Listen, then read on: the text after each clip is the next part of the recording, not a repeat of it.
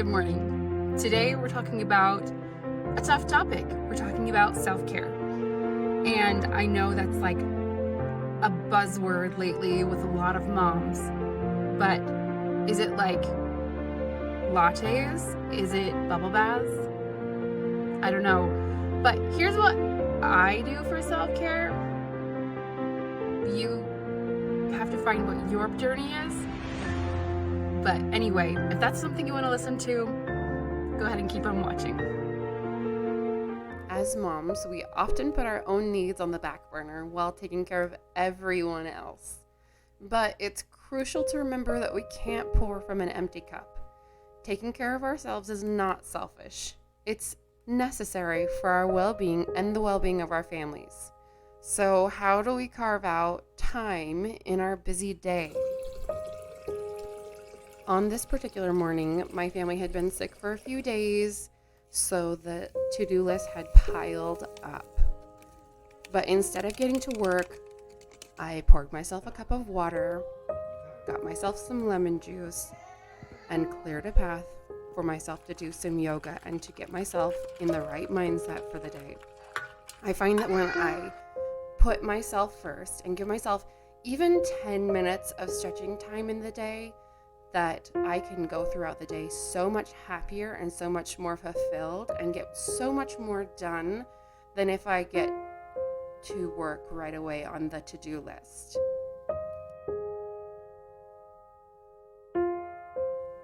I actually love when my kids can join me. I know it can get a little chaotic sometimes, and I can become mom Jim sometimes, and that can be a little stressful and take away from the zen.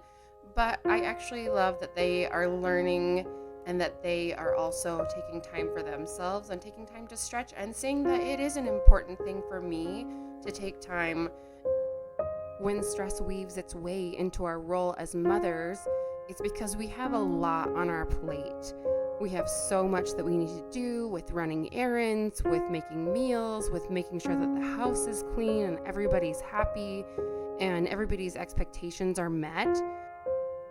Stress can also be a sign or a nudge, a whisper from our soul that we need to pause and think, what do we actually need? Do we need a positive mindset from ourselves? Do we need our own self-care? Do we actually need something? Do we need water? What do we actually need that we're missing? And fill our own bucket so that we can continue to fill others. Because if we go on and don't attend to our own needs, then there is no way that we can continue filling others when we are spread so thin that we don't have anything left to give.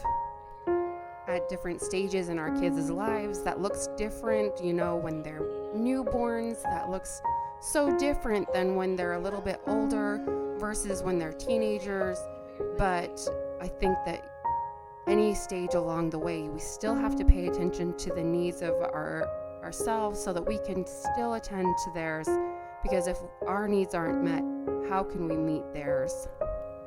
When I do get started on the to-do list, I try to make it a little bit more fun for myself.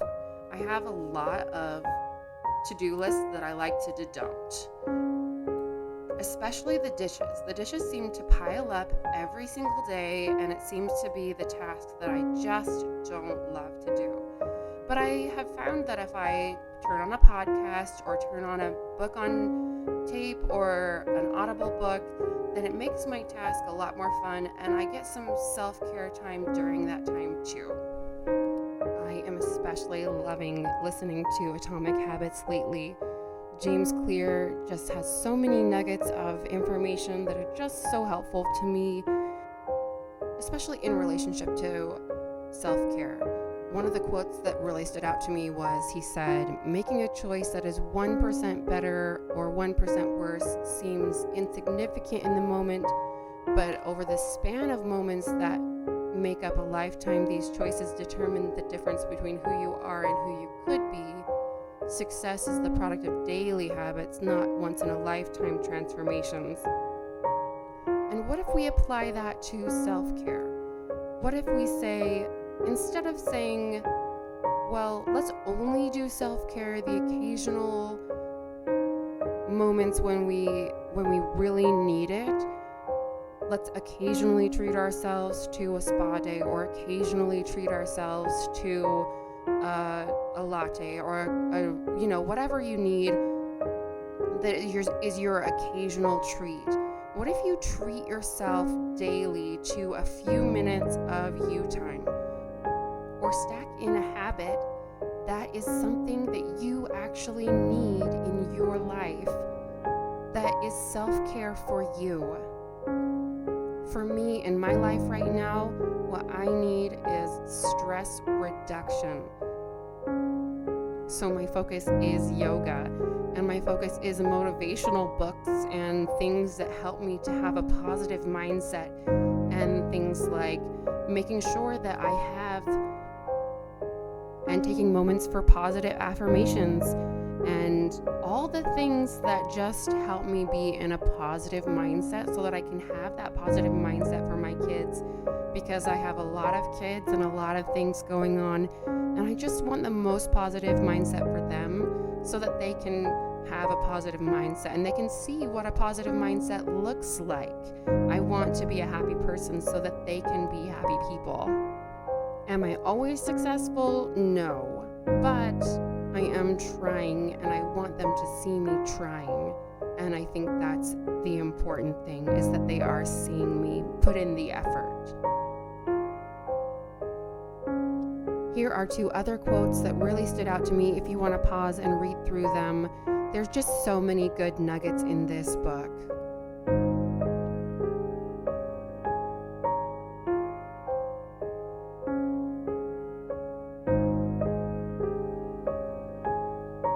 I think the biggest thing about self-care is practicing self-compassion and being kind to ourselves, and acknowledging that we're doing the best that we can, and giving ourselves permission to make mistakes and learn from them. I think that with there being so many people to compare yourself with these days, that it's so easy to look at how amazing everybody else is and how they're doing their life and think, oh, I'm not worthy of this. But you are worthy of time for yourself and time for this self-care. Now, for me, it's not always about sticking to a solid routine. Sometimes my kids just need to get out of the house.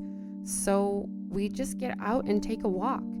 And sometimes that's really good for me too.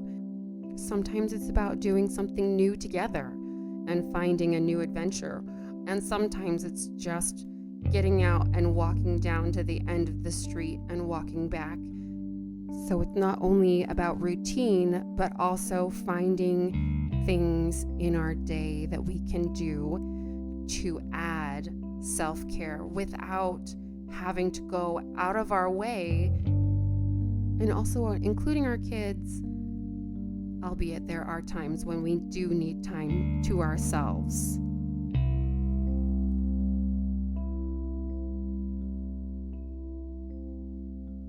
So I guess my point is, I am not opposed to a spa day. I am 100% for that. And I'm also not opposed to the occasional treat for yourself. But I do think that it's vital to also add in routines of self-care daily, that you also have things in your life that are always there, adding to your bucket and not just emptying it, that you always have a little left to give.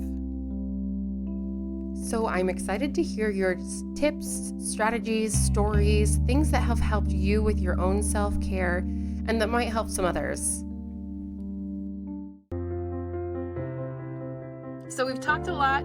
We may not have changed anything, but I hope you had a little bit of a bonus to your day, and just know that 1% makes a big difference in the trajectory of the long term. So click, like, subscribe, all the things, and I'll see you in our next video.